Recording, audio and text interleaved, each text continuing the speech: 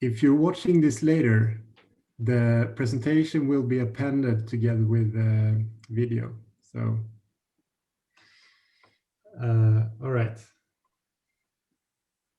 Okay, so let's start. Going for the presentation over here. Present. All right, so this is what I just talked about. First, we'll talk a little bit about how to run the SMARC system, talk about what the SMARC system really is. We'll go through how to install everything, how to run the simulator and the different GUIs. And finally, we'll run a mission in that we plan using Neptus, and then that will run within the simulation environment. Yeah, and then in part 2, we'll talk about the development environment, kind of what you need to do to set it up, what you should do in order to contribute, to release new packages, and some other stuff, but we'll get to that later. Yeah, for those who don't know, this will be very quick, by the way, but we're using ROS to kind of communicate within our AUVs. So it's a middleware, and the middleware basically is software for communicating between different processes. Thing about ROS is that it has this really rich ecosystem around it. So besides middleware, it also has a package manager that allows us to very easily download new packages that we can use. It also has a build system. It has stuff for continuous integration, documentation. So it's a lot of stuff that we can use and don't have to do ourselves. Right, so for example, yeah, the dead reckoning that we're using is basically a ROS node that we've configured pretty much off the shelf. Yes, and then we support, in our case, within SMARC, we support now ROS Melodic and Noetic, which are the ROS versions for Ubuntu 18.04 and 20.04. Right, and what do we want to do? We want to be able to use our ROS packages to actually run the vehicles, run some missions on the vehicles. We want to do some interesting research into maritime robotics. And often the kind of software we develop will be part of our research. So for example, we're developing the behavior trees within this framework, and that's what Özer is researching partly. Then we want to simulate the vehicles in order to prepare for running the missions. And finally, I've added that we want to standardize a kind of ROS implementation for AUVs. So that's part of this SMARC system. By the way, I want this to be a little bit interactive. So if anyone wants to add a question or some remark, feel free to intervene. It's going to be, it's not going to be a tight presentation, so you're welcome to add to it.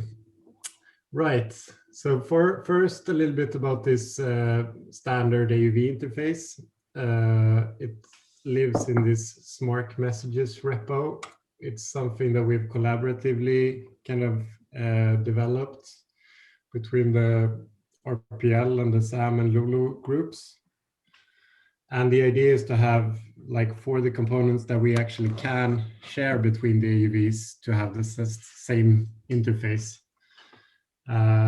Something that Ivan pushed for quite vigorously, and I think it was a very good vision. It's gonna be a big help in the future. And the kind of hope is that we can maybe sell this to other groups as well. So that's maybe even Saab or other research groups can also use parts of this. But the kind of general overview is that it's standard ROS messages wherever it makes sense, and also standard naming scheme for so-called ROS topics and services and actions. So for example, there are standard interfaces for the thruster actuators. There are standard interfaces for different controllers like depth control, heading control. What is it more? Yeah, like attitude control. There is also an interface for waypoint navigation and for how you kind of reference the vehicle within the world. Using something called the TF library of ROS and kind of defining the coordinate systems and stuff. But yeah, we won't go too much into detail on that here. Basically, if you want to know what this is all about, you should read this document here. It contains the whole interface and it's in SMARC messages. Right, and basically the AUVs and the simulators should implement this interface. We're not all the way there for the AUVs and not really for the interface either yet, but we should be there pretty soon, I think. So I would say in a couple of months, you should be able to read that specification and expect that that would be there in all the vehicles and simulators.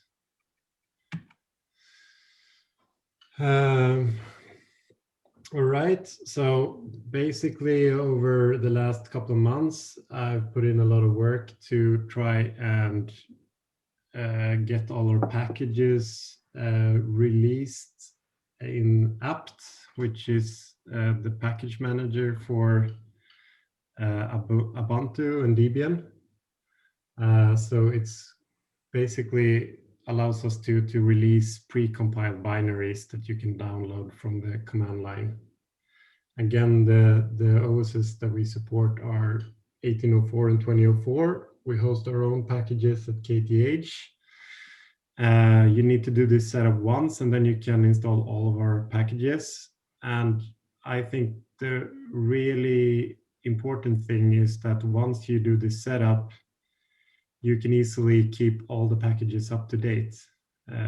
So you can just do apt upgrade and it will get all your packages to the latest version, which was a bit of a hassle before, kind of keeping track of in your head what do I need to update, so on.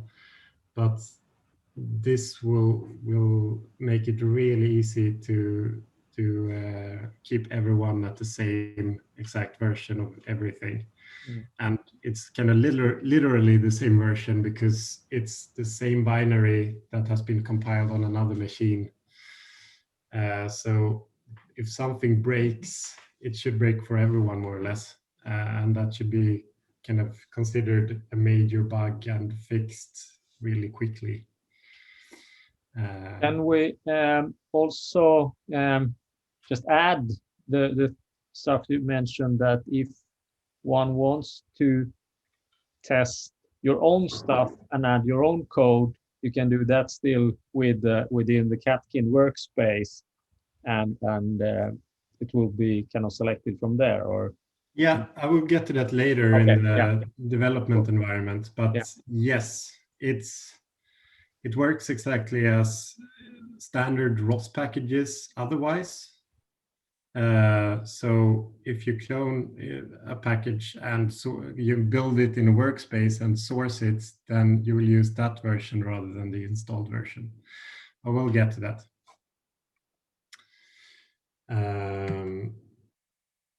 Okay, I want to try this out. What do you guys think? Should we see if we can collectively install our packages? My body is Yes. ready. Yeah. Okay. So it might either you go to this page here as linked in the PDF, but it's the ROS install repo in the SMARC project GitHub. Or you can just copy these lines here. I'm not sure how this will paste in the command line though. From my experience, curl and HTTPS will be on our different lines, so it's gonna cut off in the terminal. Yeah, so better go here maybe and just do it as you would otherwise. Basically copy these lines one by one, and I'm gonna go into my virtual machine here and do the same thing. Da, da, da, da, da.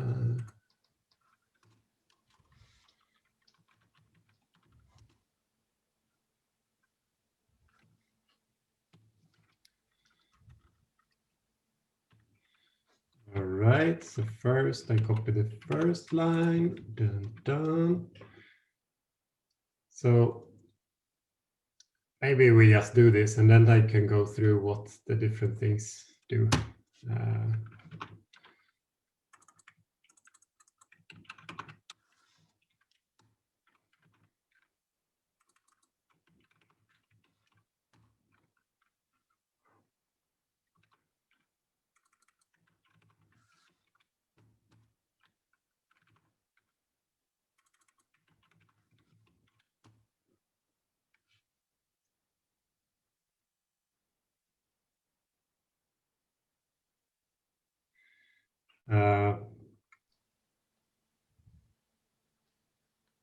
In the meantime, I think I got the first error from the second line of the curls.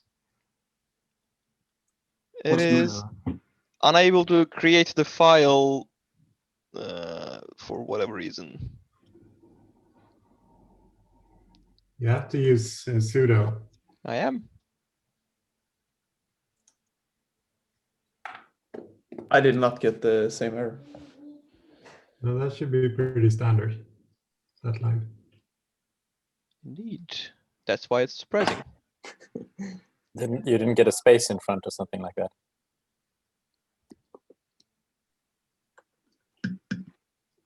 Okay, while Özer is debugging, we can go through these things and look at what they're doing.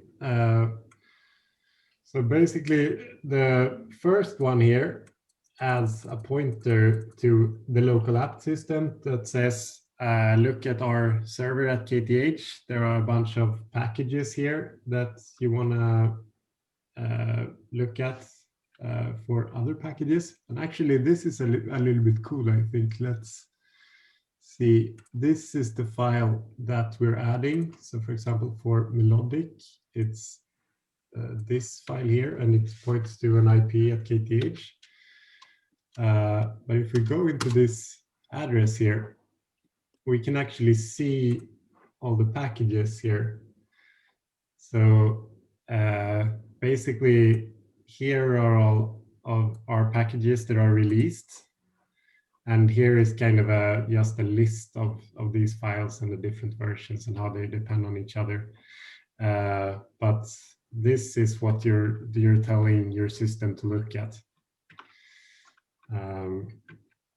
And then, yeah, I was saying that ROS has this package manager and build system. So this second line tells when the build system that you should look at these things as well when you're trying to build stuff. And then you just update your package configuration and upgrade all the packages, more or less. And now you have basically the whole SMARC system at your disposal. Now you can install anything. Can we ask questions during your? Yes, of course. So if you go back to the last one, this is probably maybe only me, but what's the difference between update and upgrade? So update kind of goes through all of these repositories, kind of like the one I showed you there, and kind of just gets the lists of all the packages that are available and all the versions. But it doesn't really do anything to your installed packages. It just checks what's available. And then with upgrade, it actually upgrades all the packages that you have on your system to the latest versions, as you've kind of seen from the specifications. So what the first one does is just get an update list, a list of possible updates. Yes. Okay. Thanks. And then, yeah, now you can install all of those packages that you saw in the list there. I personally think that it's easiest to just install all of the packages. You might as well. So the first one here is an example of how you would install one package. And this is for melodic in this case. So if you have noetic, you have to exchange melodic here for noetic.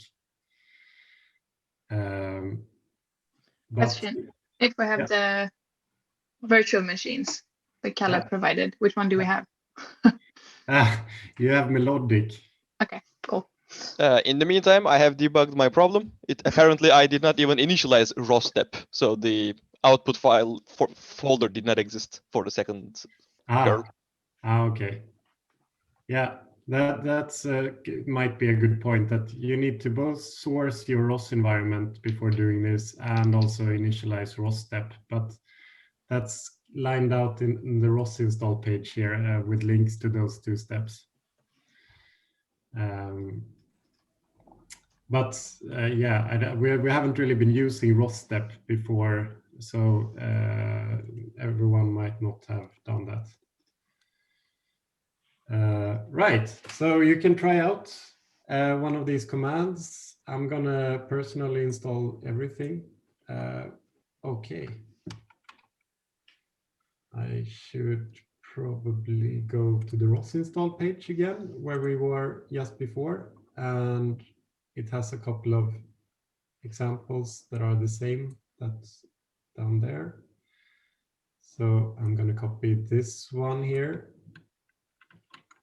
and paste it into the command line. I don't know, maybe you guys are actually looking at this in your laptops or something, so I'm going to make this a little bit larger. Right, and then I'm going to install the SMARC desktop, and I already installed it actually. So, and have you guys tried now as well with success? Yeah. Yeah. Yeah. Good. Almost 60%. Yeah, Done. you have a slow internet.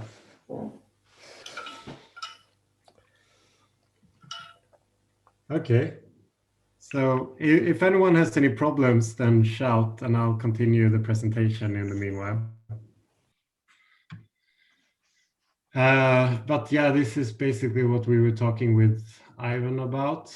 You need to update, well, if you want to update kind of to the latest release of the SMARC packages, then you need to do this apt update first, and then you need to do the apt upgrade. But then you will get the latest versions of all the SMARC packages. But yeah, that will upgrade all the packages. You can also, if you choose, you can just upgrade one package. And I believe the command is the same as just install the package. That will also upgrade it. But you might as well just upgrade all the packages, unless it's something else you don't want to upgrade.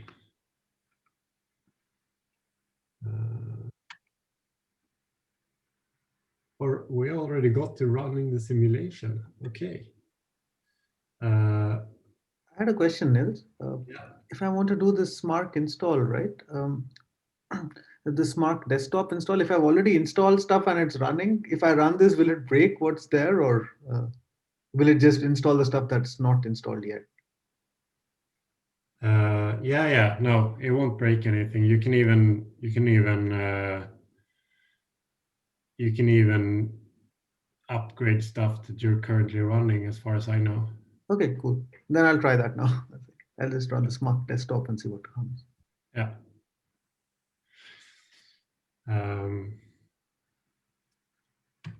I think, well, both if you're, yeah, no, I won't promise anything there. All right, so we're going to try and run the simulators. So here is a word of caution, I think. There are some known problems with the simulator with certain graphic cards. So it kind of depends on which version of OpenGL your graphics cards support. It might mean that you can't run the simulator, but the only way of really knowing is to try. One thing to note is that I've tried to make the simulator kind of as fast as possible. So I've scaled down all the frame rates and all the graphics and so on. And it's pretty easy to change those settings when you launch the simulator. But I think it's better to keep those kind of nice looking settings at a minimum and have a smooth running simulator instead. So let's go to the next. So this is, we'll hold off a little bit on running. We're going to go through kind of what this does to begin with. So the kind of procedure for starting up the simulator is the same as running the systems on the robots. So it could be good to have an idea of what that script is actually doing. So what it does is it's launching a tmax session in the terminal, which is basically something called a terminal multiplexer, which allows you to have kind of multiple terminal panes within one terminal session. It's also a persistent terminal, so it will stay even if you close the current terminal window, which might be good if you want to have a robot running for longer than you are attached to the robot. And then each of these panes start something called a ROSmon launch instance, which is if you're familiar with ROS launch, it's a version of that, but it allows you to monitor all the nodes running with that command, and you can start and stop all the nodes within that ROS launch command. And that allows us to control running of all individual nodes from the GUI and kind of monitor how much resources they're consuming and so on. And you don't really need to touch the tmax session for running anything. You can run everything through the GUI, but it could be good to know it's there. Right, and in this example, we can launch the simulator, ROS interface, behavior tree, and the GUI. So, shall we try and see whose computer we break?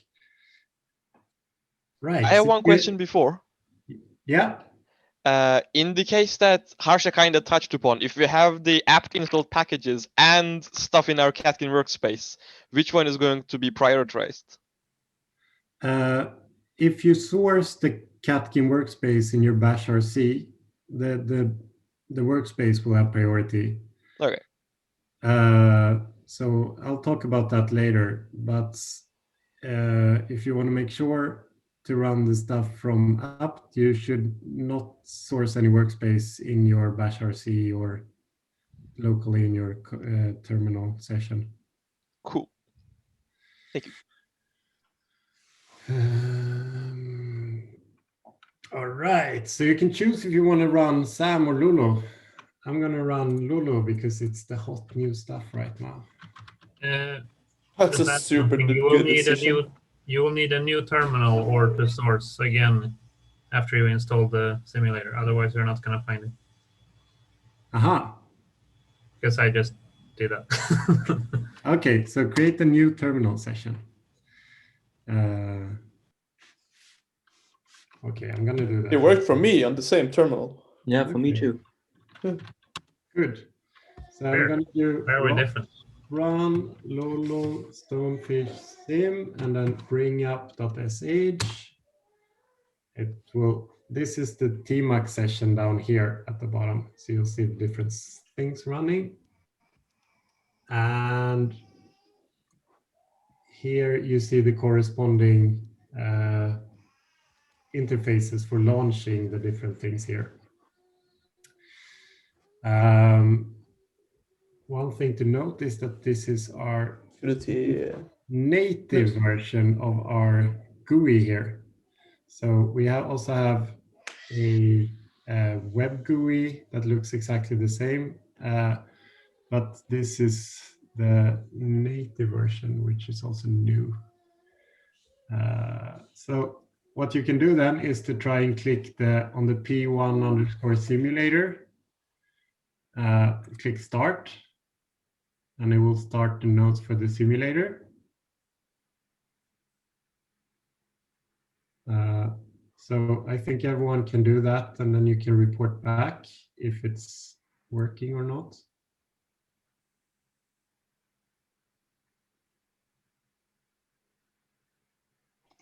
It's working. My GUI is empty. Okay. Okay, work for Aaron, good. Your GUI is empty, Aldo. Yeah, I can try it again. Yeah, but does everyone else have the GUI? Yes. Yeah, I ran into problems because I closed down my.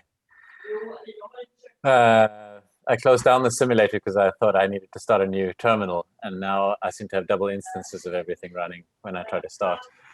Okay. Okay. Then I'll show you a command that can be very handy. So if you do, okay, so if you do now, if you go to the tmax session, I'll show you the fastest way of just shutting everything down and start it again. So if you go to the tmax session here in the terminal, let's start it, and then you press Control B at the same time, release, and then press D, as in detach. Then you go out from the terminal session, or from the tmax session, and what you can then write is tmax kill session -t, and then core sim, for example. You can also just write core or C, but and then if you do that, you kill everything that was in that tmax session, including the ROS core and everything. I should probably add that to the slides actually, because it's the most convenient way of actually shutting everything down. In the situation I've gotten into, it seems to open a whole bunch of GDB windows. No, now I got in. So that the tmax kill worked. Okay. But it seemed to open. It also opened a bunch of extra terminals with GDB output all over the place. Okay, but this seems to have worked. Thanks. Okay. Let's try it again.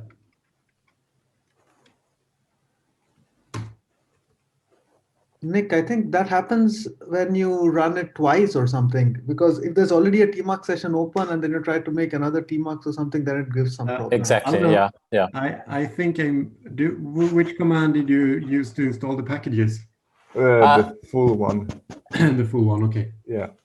And then it should be fine. Yeah, but it's still giving me an empty GUI. And what do you see in the terminal? Sorry? What do you see in the terminal? ROS core is not running, waiting until it is up. ROS core is not just running now. running as P1 simulator, and that's it. Aldo, come on, even Pascal managed. He's gifted, man. I know.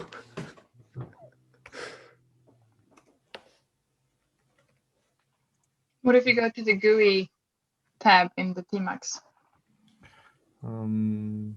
Yeah, I get so a lot of messages there right now. yeah, it's hard to see anything there, I think. Yeah, but it just if there is something there for Aldo. Yeah, everything's red, and it's just got quite simple message. Yeah, me too. Yeah, I think it doesn't really. Yeah.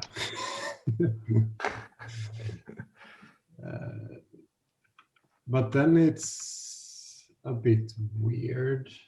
So, okay, maybe we have to do one thing with Aldo then. So if Does the web GUI work? Maybe that can be a debugging step. The what, sorry? The web version of the GUI. How do I check that? Okay, should we go into that?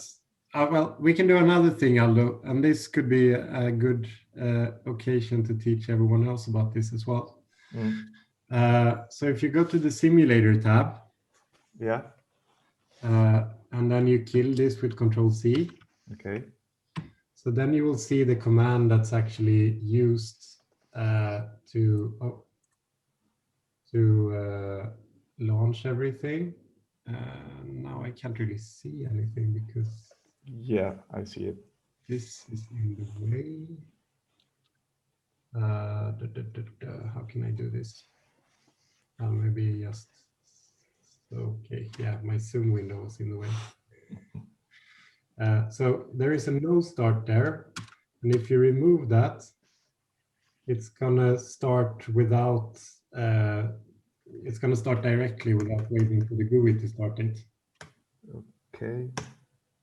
So if you just launch that instead, it should launch the simulator directly.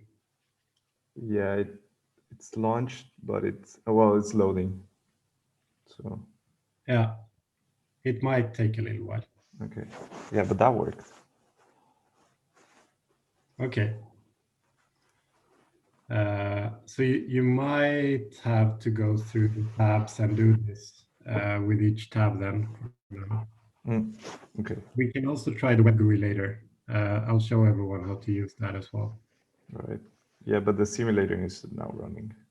Okay, cool. So you see Lulu? Yeah. Or I was expecting that you would launch Lulu.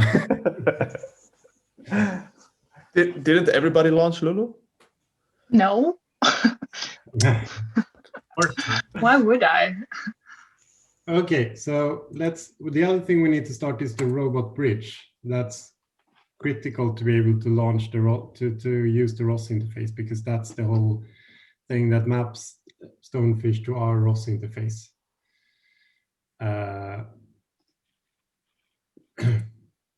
But after that, we can try to use some of the controls in here.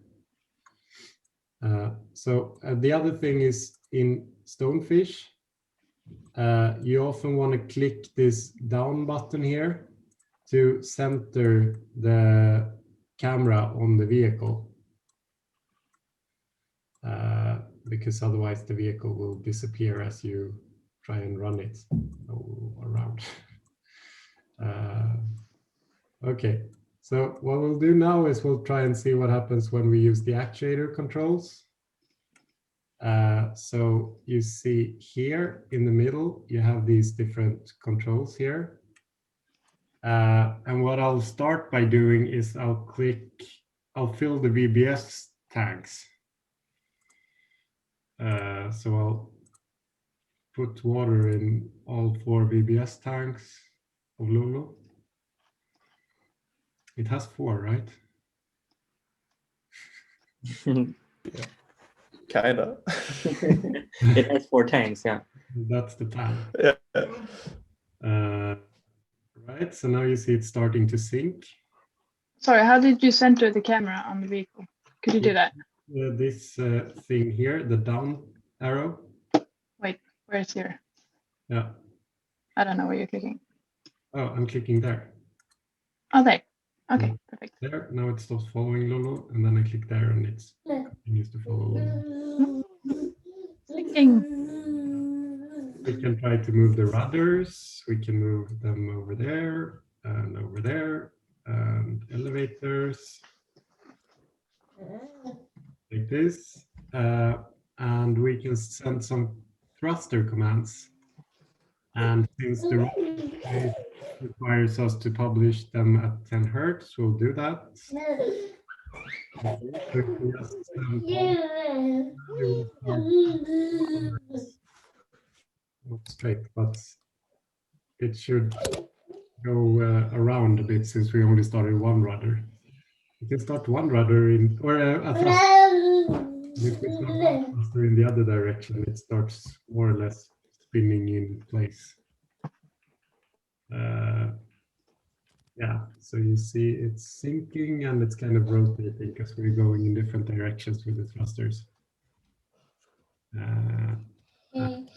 Niels, Yeah. just a question perhaps to the group and a comment. We discussed this the other day when we looked at the SAM GUI, that the rudder and elevator angles are presented here in radians, and it was also on SAM, and that, at least for me, didn't really make and give me much information. But if we present it in degrees, that would directly tell me. Yeah, I think that's a good point. It's a more human-friendly unit. So maybe that could be something to I don't know update if Paul also. already changed it in his version of the GUI. He has a ton of changes. Yeah, we have degrees instead. No. Yeah. So it's coming. Yeah. I tried the telop. Is that supposed to work? Not really. So that's one difference between the web version and this native version is that the telop has some issues. Yeah. So I'm gonna launch the telop or the web GUI to show you the telop basically.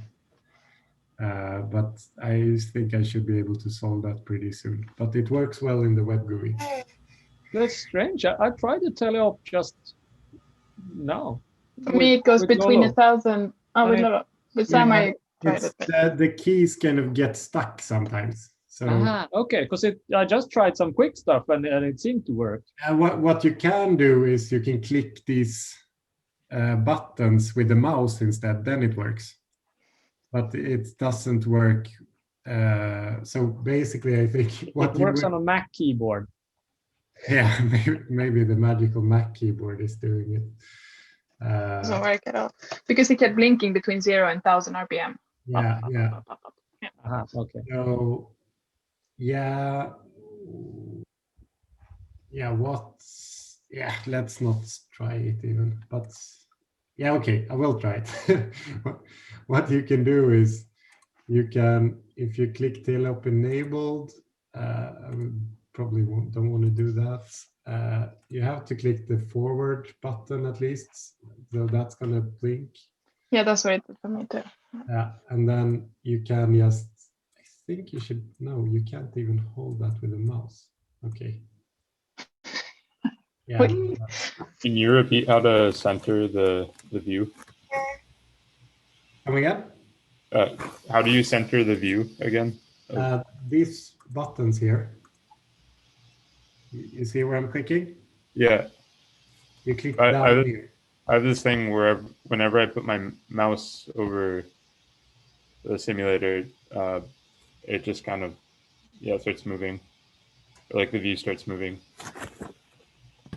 What starts moving? The mouse? Yeah, when I just hover my mouse over the simulator, the view starts moving with it. Yeah, it gets stuck sometimes. Yeah, you might have to, click a little bit around different parts and see if you can make the mouse not move the view. Okay. Yeah, it stopped. Thanks. All right. So I'm gonna start the web GUI to show you the telop working also. So you can also try this in a separate. Maybe it's easier if you just launch a separate terminal window, and then you can do And this, by the way, this assumes that you've installed the SMARC desktop, because the simulators do not include a dependency on the web GUIs. So what you need to do is ROS launch Lulu web GUI and then web GUI.launch. And oh wait, yeah, I think this will work. It's gonna be a node clash with a name clash with the other GUI, I think, but it should work anyways.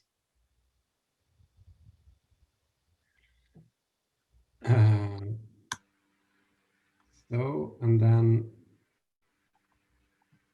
you can open a browser window and you can go to local host and then 8080. And there you see it's the exact same GUI. So you can use it the same way. Okay, Firefox has an interesting way of, oh, it's that window that was resized, okay. I'm gonna resize this to be here. Oh, now it's getting dark. Lulu needs to go up to the surface again. Let's change our VBS. And now in this browser window, come again? Okay. Baby. So here you should be able to use the telop. Does everyone manage to launch the browser interface? No. Yep. Yes. You might have to repeat what you wrote there in the terminal, for me at least. Okay. So let's go back here and go up. So ROS launch, and then you might have to write SAM web GUI if you want to use that. So Lulu or SAM underscore web GUI and then web GUI.launch. I got a message after typing it. RL exception web GUI.launch. Or maybe I put a comma. It's hard to see, the graphic resolution. It's not so good. From here? No, let me just No, try. I think on his, you can change on your display resolution on yours. Okay, yeah. You can also do Control Plus to just resize the terminal text. That's what I'm doing here. Okay, yeah, that's also good. Thank you. So I'm going to show you the telop now then. So you have to click telop enabled to send commands.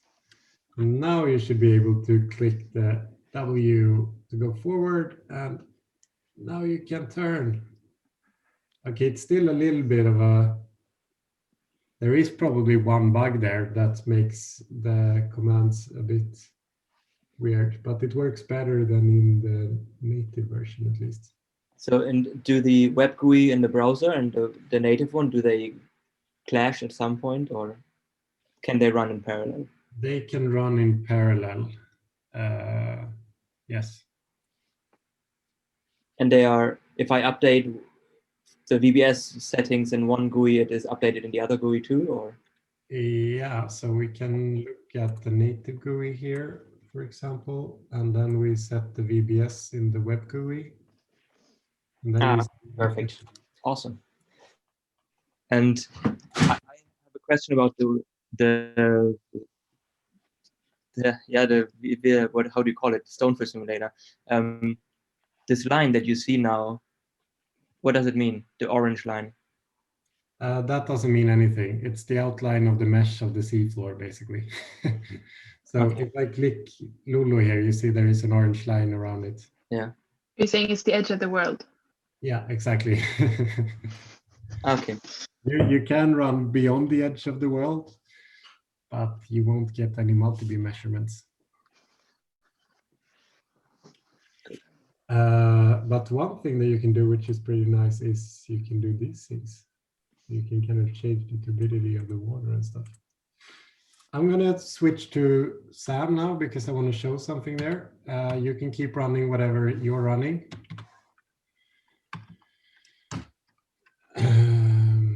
Actually, I might do something cooler.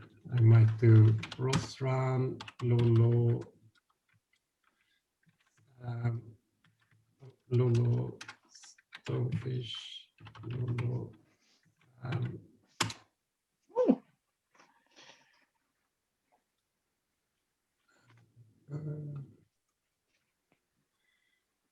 So can you guess what this is doing? Guess it's both of them.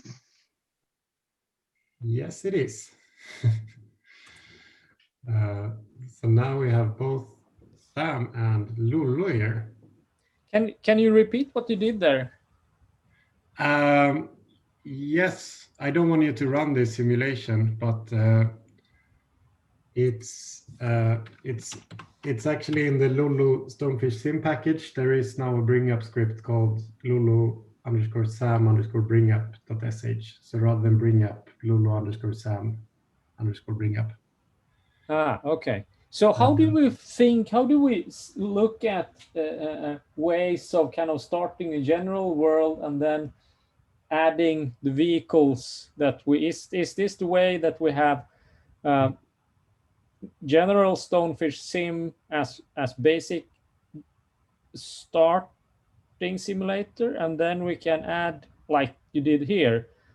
Yeah, well, I'll show you, Ivan. So for example, you can check that this is just a parenthesis, but if you go and do Lulu Stonefish sim, and then you can do like Lulu Sam Biograd.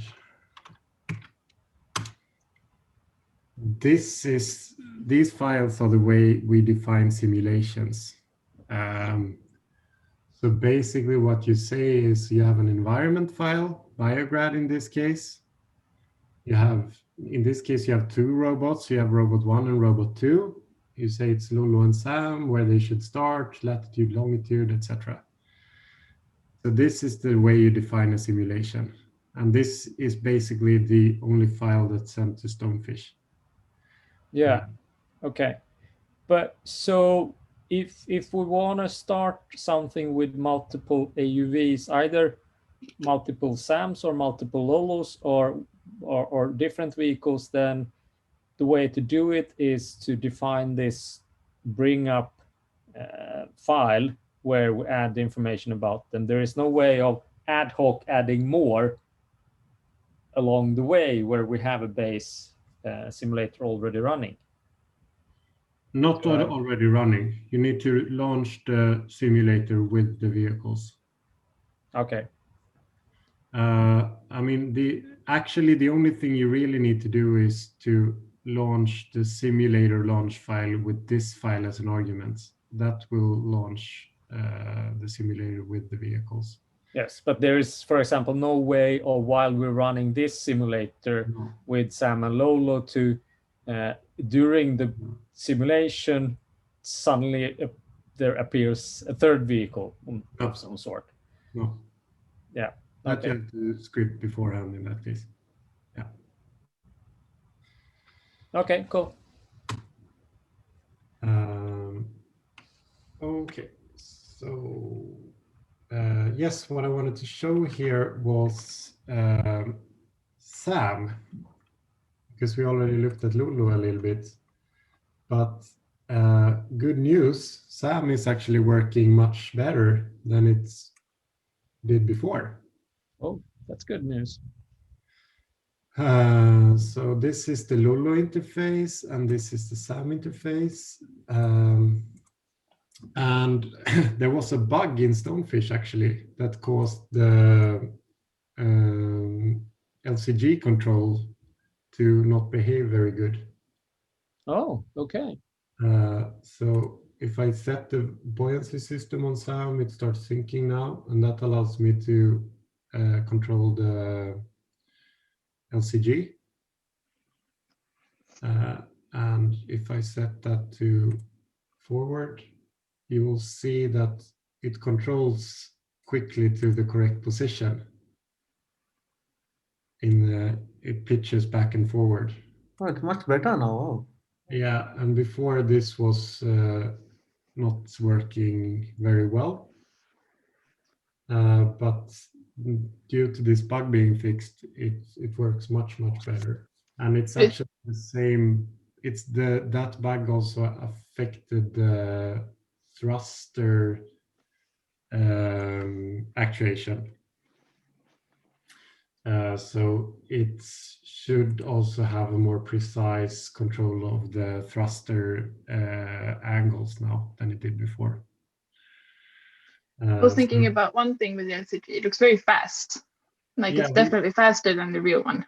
Yeah, I mean, we can make it slower. We can make it go any speed, basically. Yeah, I was just thinking if we want it to be as close to real sound as possible. Yeah, it's the way we can do it easily. We just need the kind of proper values to put in there, but it should be more true to life now than it was before.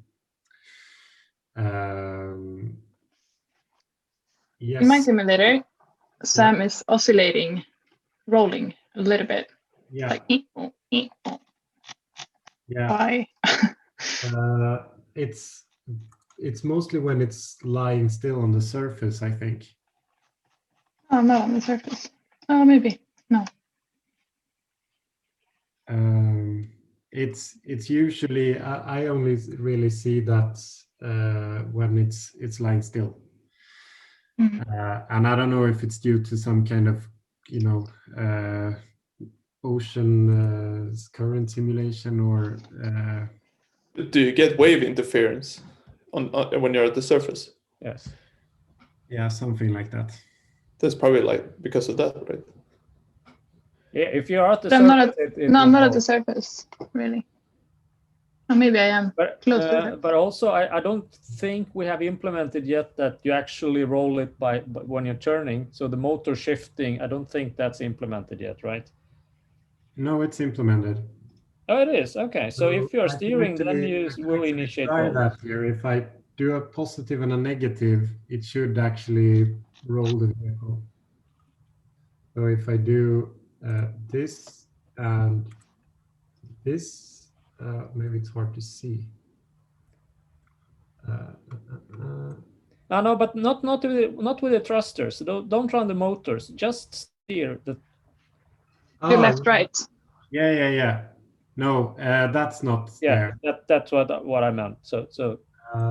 That's actually possible to implement, though. Yeah, it is. It's just that we have to add that as a frame and the weight mass that we're shifting. Yeah, exactly. Yeah. Okay, so you're talking about some inertia due to shifting the motor now. Yes. Inside of the okay. Yeah. Cool. Yeah. What I wanted to show was that we have a torque from running the motors. Yeah, that will add. But also now, if you look at follow the vehicle in the view list, if we change, can you change to Lolo and follow Lolo instead? Yeah. Oh, nice. So you can easily shift between those. Yeah, and cool. I can start running her instead. Change the routers maybe. Go down. It's like playing a computer game. The other button, fill all tanks. Okay. Couldn't you make it into a video game? Come again? Couldn't you make it into a video game so we can play, like, you have your own Lolo or Sam and you go around shooting each other? Sink the ship. Yeah, exactly. So you can scan fastest. I have a quick question. Motion planning, depending on what you see in the sonar sensors. That sounds like a fun game. Yeah, for sure. I have a question on. I seem to be able to get the manual or the telop control to work, and I can set a thruster set point and drive around. Yeah. But the VBS, or I don't seem to be able to. For instance, if I set a depth set point in in the actuator controls. I don't seem to We get. don't have those nodes, like the static control and dynamic control nodes in the launch Right. All right. window. Okay. So I should only be able to drive around on the surface at the moment. yeah, I think so. Yes. Okay. Okay. Then I understand. All right. Where you mean this depth set point over here? Yes. Exactly. Yeah. You have to set the VBS position manually.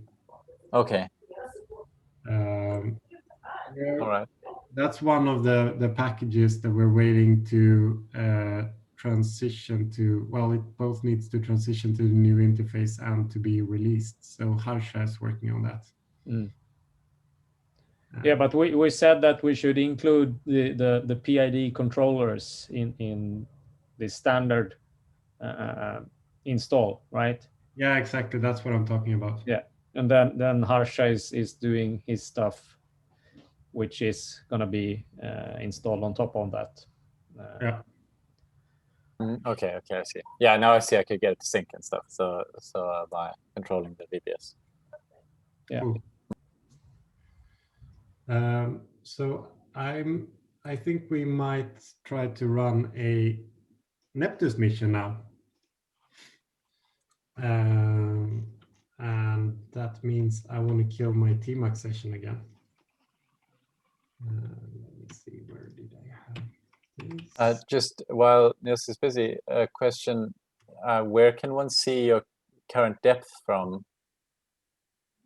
Can you see that on the status dashboard? Because for the GPS is all zeroed out for me now. No, that's also, it's basically part of the controllers. Okay. Okay.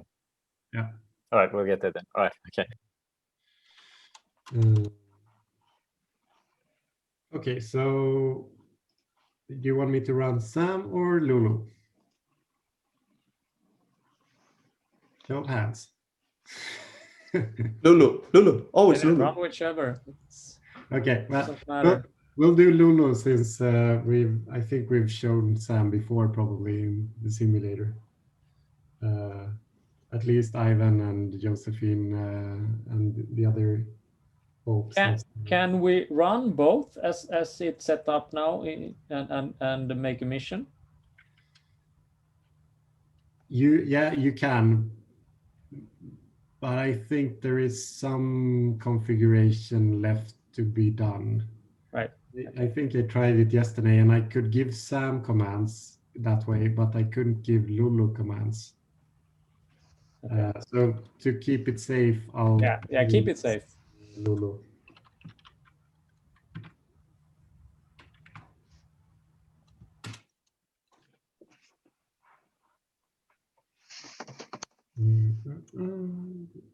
Okay, so we have to start the simulator and the bridge. And now, in addition to these two, we also have to start the mission launch file. And that contains the behavior tree and the IMC interface to Neptune. So those are the two nodes that started here. And then I'm going to go ahead and start Neptune. It's over there.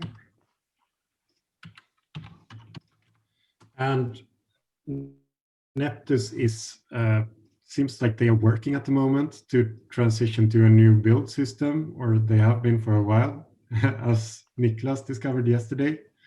So they're not using this Ant build system anymore that the instructions on our page show. So they're using something called Gradle, which I think could maybe make it easier to install. I don't know. It's because I noticed the same. It's yeah. So I'm not sure how many actually managed to install Neptune, but it might be installed on the virtual machines if Kalle succeeded. Kalle? It's installed on most, not 1, 2, 3, and not yours. Yeah, so maybe so everybody else has. So in which folder can they find Neptune, Carl? It's directly in home folder. There is a folder called Neptune. Okay. And then in the Neptus folder, there's an executable called Neptus in that case. So you can try to. But Kalle, did you add the Sam and Lulu vehicles to that Neptus? Yes. Okay. Mine Then doesn't look like yours though. No, it should be newer, I guess. I don't know. I have a map with some things. Okay, nice. Barrel AUV. But I can't see Sam. So what I need to do at least is to click the SAM here up in systems and then consoles. Let's see. Sir, can we change the pictures there in how they appear? Yeah, Oh, that's easy. Do now you have a particular picture you want to see there? click Well, I SAM. mean, maybe one of our CAD files renderings might do a better job there. Yeah, but putting it there is a completely manual thing, so not recommended usually.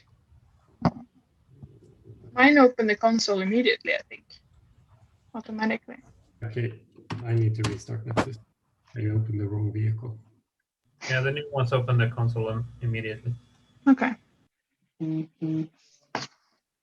So yeah, Lulu is even more interesting because it's our old gazebo simulation that we had a few years ago.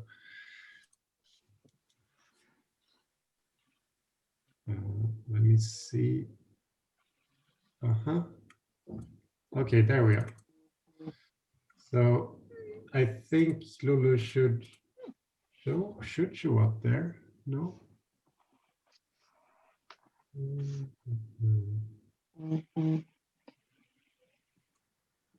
It does show up here, but it's just connected. Okay. Can you pick Lolo from the top right dropdown? No, I couldn't. So I think what I need to do is to kill the mission. And then I think I need to restart Neptus. Probably. Interesting. This exact same sequence worked just fine on my side. Yeah, but I think the problem was that I started the SAM interface first. Could be that. I have two SAMs. Okay. One like halfway down Africa and one outside, I think Croatia. Is it right? That should be the one. But when it's, there's Sam with a picture and there's Sam, I think Sam thinks it's outside Africa. Okay. Weird. But you should choose the other Sam that's outside Croatia. Okay, because that one doesn't have the picture of Sam. Okay, now we have Lulu here. Okay, but better choose the one outside Croatia. Okay. So yeah, you need to, here you can click on send. Well, first you need to check the correct AUV here in the drop down, and then you can right click and center map in Lulu or Sam. And now I need to have access to this here. Okay. So I've created a plan for Lulu already. Do you want me to create a new plan?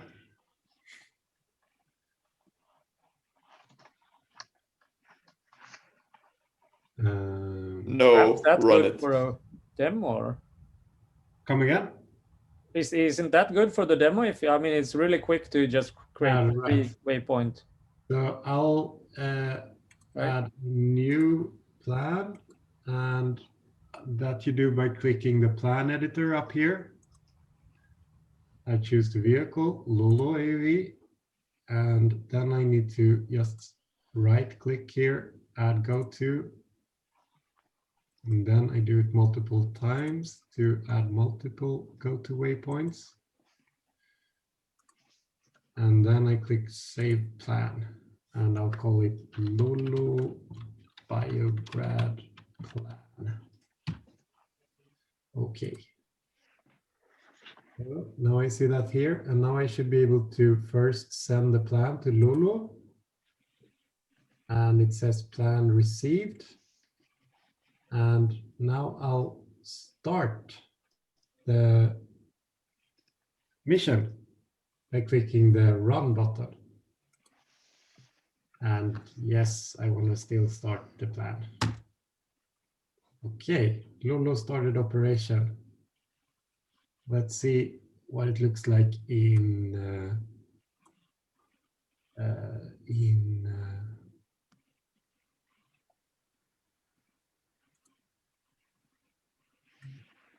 okay, where do I?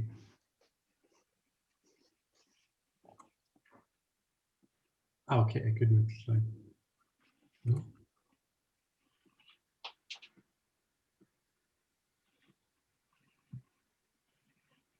Okay, so there. Perhaps you should also mention that one might have to move the mouse just to see the vehicle start moving.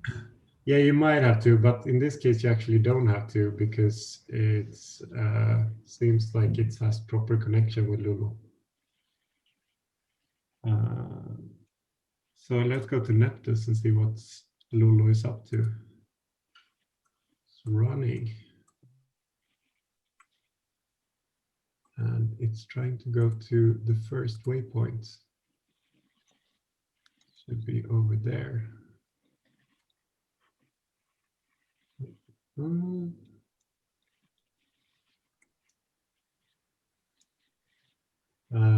And yeah, it's just going to follow the waypoints one by one.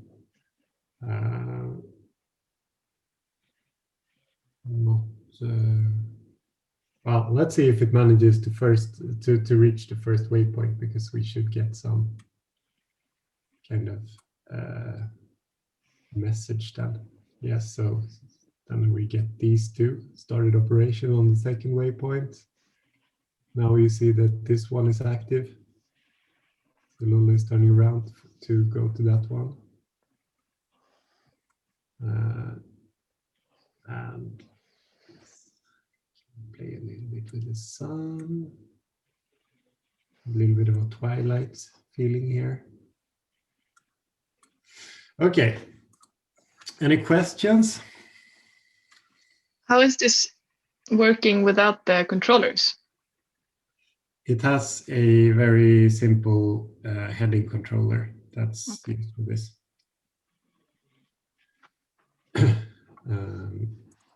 Were you able to run, by the way, Josephine? No, I missed some steps because I was in the other window, so I didn't really know. But it looks very different. My map is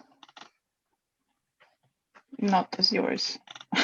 You also might need to choose the visible layers here. So you can choose either like this one, which is boring. It's just kind of a large scale map.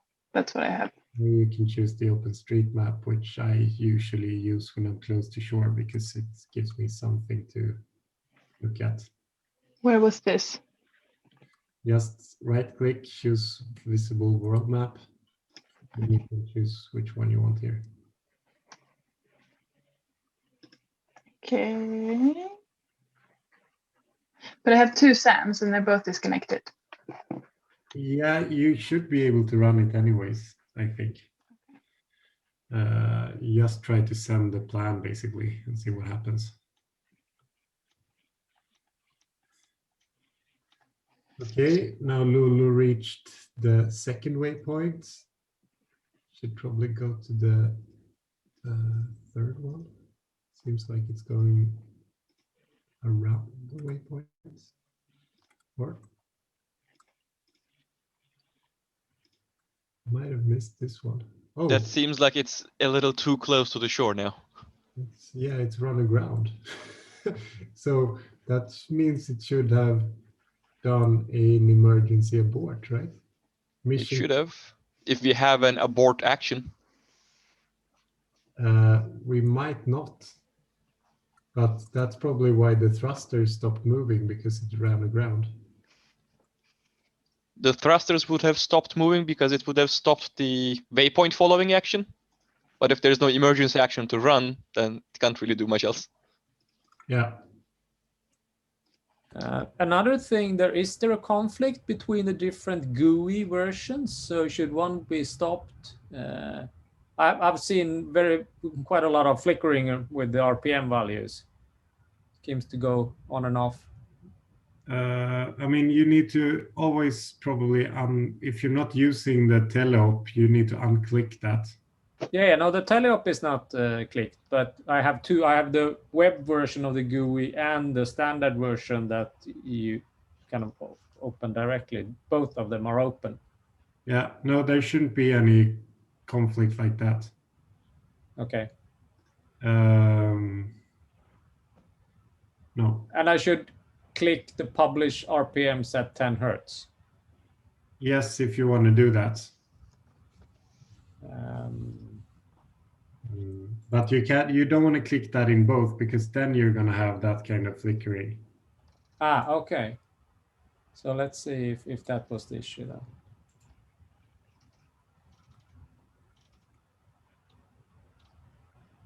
It would be interesting to see if it detected an emergency over here. I should be able to see that also, right? Yeah. Not sure if I'm logging all of it though. Easiest would be to look through RQT. Ah, yeah, there you go. Cool. And then it didn't do anything because it doesn't have an emergency action. Yeah, I guess so. It just aborted the mission. Yeah. Yeah. That might actually be something that I should handle, but at the same time, we should always have an emergency action. Yeah, we should. All right. That was cool. I haven't seen that in the simulator before that happened. So that was cool that it worked. Also, just an update. I stopped the web GUI, and now the flickering, at least in the ROS WASM example GUI, stopped. Sorry, Clemens. Just continue. I mean, it shouldn't publish anything unless you tell it to publish. So that's a bit weird. We might have to look at that if you see that. I was trying to run Lolo on Neptus, but I couldn't send a waypoint. It gave me some message type error or something like that. So when I ran it, I ran the Lolo bringup.sh, and then just on Neptus, I chose the vehicle as Lolo and I chose a go-to. Is that the way it's supposed to be done, or is that something wrong in what I did? No, that sounds like the way it should be done. Okay, I'll try it again then and see how that. Yeah. Can you paste the error into chat? I just closed everything. I'll see if the error comes again. If it does, then I paste it. Yeah. So in general, Özer knows more about this than I do. But it should work like that because that's basically exactly what I did here.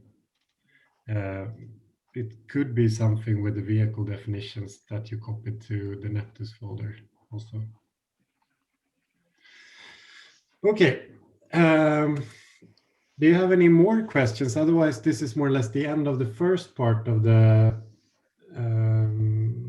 session. Could I backtrack a little bit because I didn't have Neptus installed on my VM, but I managed to get it working. Wow, that was fast. So I've gotten it. Bit of luck, I think. But I haven't. So I've started the IMC ROS bridge, and from I started it manually from the command line, according to the instructions. Yeah. And it seems to be sending, and then I start Neptus independently of that, and but then I see the default, these Bentos and Barrel AUVs there, but in the drop-down box on the top right, I can see the IMC ROS bridge, but it says disconnected. Yeah, I think you need to. There is also the SAM and Lulu vehicle definitions that are in the IMC ROS bridge repo. That's the ones you want to copy into the Neptus vehicles. Okay, so I need to do that first. Also, if you're seeing IMC ROS bridge in the top right drop down, it means you haven't passed the IMC ID to the IMC ROS bridge node. So the node requires some parameters to be set. Okay, so I should shut it down from the command line and restart it from the GUI. Yeah, probably the best to do. Yeah, and then That's copy the in the right definitions into configuration, I think. Neptus. Yeah. Okay, all right, I'll see whether I can figure that out then. Like the IMC ROS bridge vehicle is like the default. I have no idea what I am trying to do what I can thing. Okay. One thing to note maybe is that I think except for Neptus, all of the other stuff is very easy to install now. So Neptus currently is the main pain point, which we should try to work a little bit on making it easier, or like optimally the Porto people work on making it easier. But yeah, it should, if that's the main thing, then we should try to make it as smooth as possible, because that enables us to distribute our whole system in an easy way. If we just get Neptus running as well. But so what are the I mean, is the one that to update the IMC ROS bridge all the messages that are pushed through to the Neptus? Is that one thing, or what are the key things to upgrade and update? No, IMC ROS bridge is also distributed via our channels in the app repository. So it's just Neptus itself, really. It's the vehicle definitions that we add, Sam and Lulu, and then Neptus, just the Neptus software itself. So it's really a standard way we want to use Neptus. It's not anything special about it. Okay.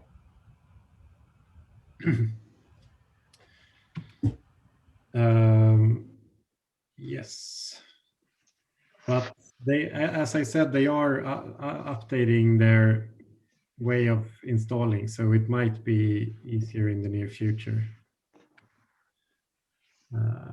Okay, so we went through this, and there's a summary. Yeah, basically, you don't have any excuse not to run the simulator anymore.